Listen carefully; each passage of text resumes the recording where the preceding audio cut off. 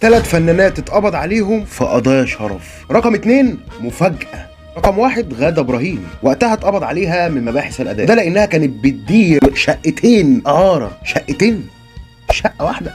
كانوا الشقتين دولت في منطقة المعادي، وكانت بتقدم الفتيات لراغبي المتعة والشهيصة من الأثرياء العرب. وقتها اتقبض عليها بسبب إن أحد الفتيات دول اعترفت عليها، أو بالبلدي كده سلمتها. رقم 2 واللي كانت مفاجأة بالنسبة لي طبعا، مع إني كنت أشك، هي الفنانة القديرة العظيمة عايدة رياض.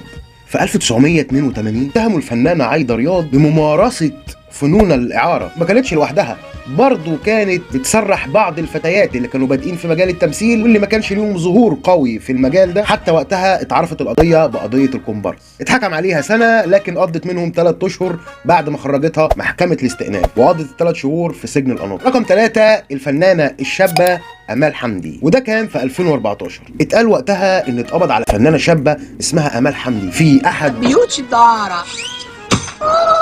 باي باي قطة. وده على خليفه ممارستها الرذيله مع ثري عربي باحدى الفنادق بدون ذكر اسماء، واللي اعترفت وقتها قدام النيابه ان هي فعلا عملت ده. ومش كده بس، هي معتاده تعمل ده، والتمثيل كانت هوايه مش اكتر، لكن الشغلانه الاساسيه كله وليد.